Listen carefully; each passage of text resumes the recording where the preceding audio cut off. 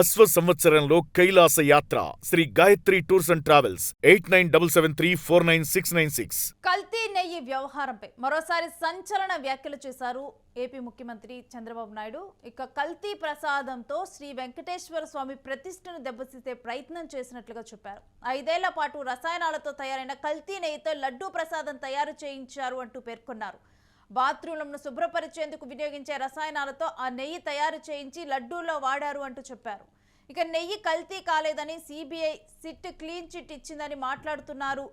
కల్తీ ప్రసాదంతో టీటీడీని అపవిత్రం చేస్తే దాన్ని సరిదిద్దే ప్రయత్నం చేశారంటూ కూడా సీఎం చంద్రబాబు మాట్లాడారు. ఇక గతంలో లడ్డూకి ఇప్పుడు అందించే లడ్డూకు చాలా వ్యత్యాసం ఉందంటూ ఆయన పేర్కొనటం జరిగింది.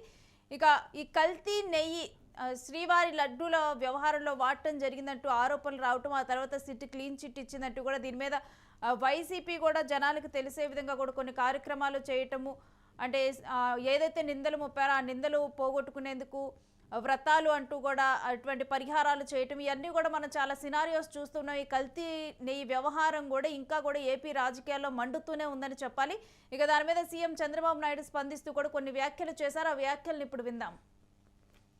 సంవత్సరాలు కల్తీ అయిన గీ బాధేస్తుంది. అలాంటి గీ తీసుకొచ్చారు, మామూలు కెమికల్స్ తో తయారు చేశారు. పేపర్లో వస్తే నాకే ఆశ్చర్యం వస్తా ఉంది. ఎలాంటి కెమికల్స్ అంటే మన బాత్రూముల్లో వేసి క్లీన్ చేసే కెమికల్ ని గీలో వేసి దాన్ని మళ్లీ లడ్డు చేసి మనం తినే పరిస్థితికి వచ్చామని వస్తున్నాయి. శ్రీశైలంలో కూడా కల్తీ జరిగిందని కెమికల్స్ 2 ఉన్నాయి. కెమికల్స్ వాడినప్పుడు కొన్ని వెజిటబుల్ వాడతారు. వెజిటబుల్ ఫ్యాట్ వాడితే ఎక్కువ రేటు, అనిమల్ ఫ్యాట్ అయితే తక్కువ రేటు. అది కూడా కలిపారని ఎన్డీడీబీ రిపోర్ట్. ఇక ఇదే అంశానికి సంబంధించిన డీటెయిల్స్ మా ప్రతినిధి మల్లికార్జున్ అడిగి తెలుసుకుందాం. మల్లికార్జున్, కల్తీ నెయ్యి వ్యవహారం ఇంకా కూడా ఏపీ రాజకీయాల్లో మండుతూనే ఉంది. మరలా కూడా దీని మీద కామెంట్స్ వినిపిస్తూనే ఉన్నాయి. అసలు పూర్తిగా కూడా దీని మీద ఇటు సీఎం మాట్లాడినటువంటి డీటెయిల్స్, అదేవిధంగా నివేదిక నుంచి వచ్చినటువంటి డీటెయిల్స్ ఏంటి?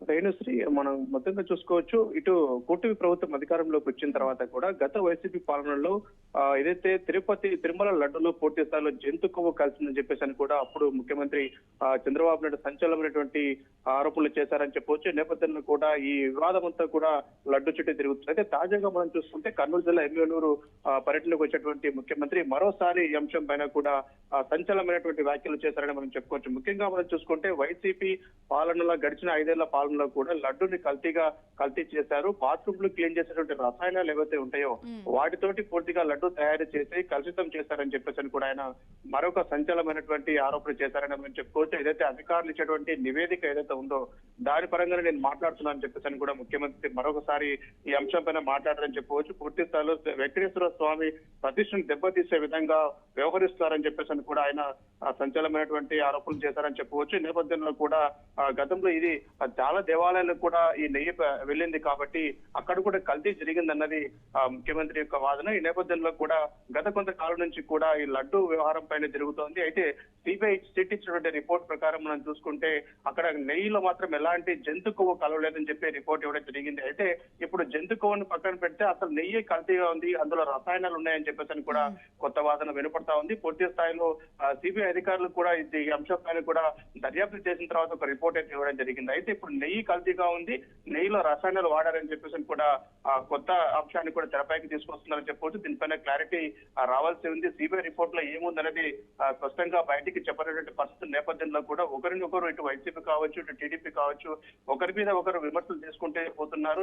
మల్లికార్జున్, ఇప్పటికే కూడా మన రాష్ట్రంలో పరిస్థితి చూస్తే గనక ఇటు వైసీపీకి సంబంధించిన వాళ్ళేమో నెయ్యిలో కల్తీ జరగలేదంటూ సిట్ నివేదిక ఇచ్చిందంటూ కూడా వాళ్ళు పాప పరిహారాలు, అంటే వేసిన నిందలకు పరిహారాలంటూ కూడా కొన్ని హోమాలు ఇవి చేస్తున్నటువంటి నేపథ్యం చూసాము. ఇటువైపు ఏమో టీడీపీకి సంబంధించిన వాళ్ళేమో లేదు కల్తీ జరిగింది అంటూ కూడా మాట్లాడుతున్నారు. రాష్ట్రంలో కూడా పూర్తిగా కూడా ఏ పార్టీకి ఆ పార్టీ కూడా వాళ్ళకి నచ్చిన ప్రచారాన్ని చేసుకుంటూ తిరుగుతున్నారు.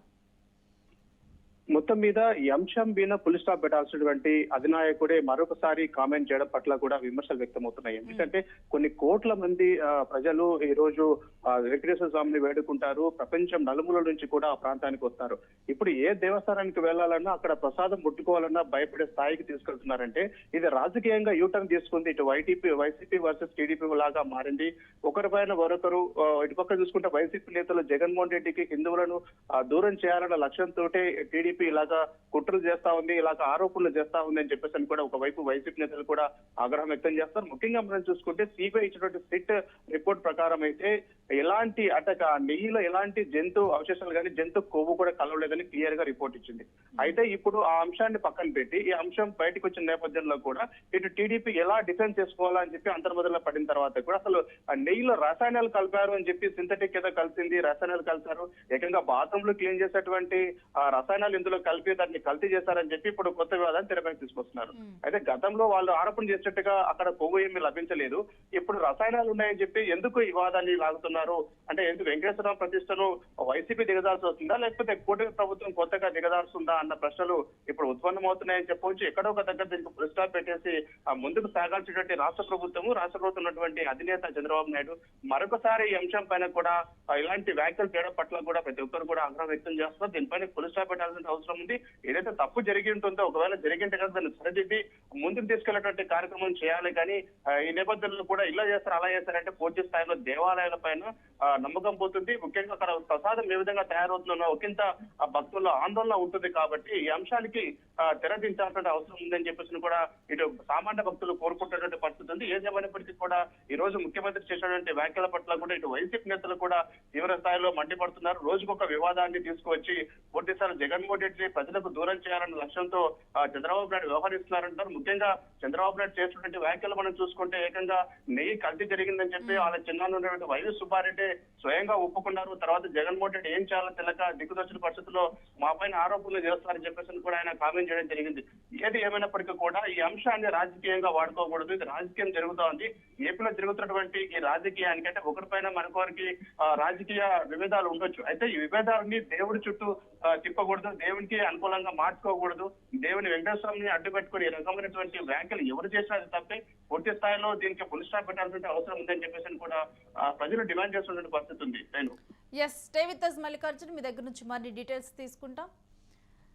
ఇక లడ్డు వ్యవహారం, తిరుమల తిరుపతి లడ్డు వ్యవహారం కూడా ఏమాత్రం కూడా ఒక కొలిక్కైతే రావటం లేదు. నివేదికలు వచ్చిన తర్వాత కూడా దీని మీద ఆరోపణలు ప్రత్యారోపణలు జరుగుతూనే ఉన్నాయి. ఇక సీఎం చంద్రబాబు దీని మీద స్వయంగా కూడా ఈరోజు వ్యాఖ్యలు చేయడం సంచలనంగా మారిందని చెప్పాలి. ఇక లడ్డూలో టాయిలెట్స్లో ఏదైతే వాడతారో అటువంటి కెమికల్స్ని గీలో కలిపి ఆ లడ్డూలు తయారు చేయడానికి ఉపయోగించారంటూ కూడా ఆయన సంచలన కామెంట్స్ చేయటం మళ్ళీ కూడా ఈ వ్యవహారం తెర మీదకి వచ్చింది.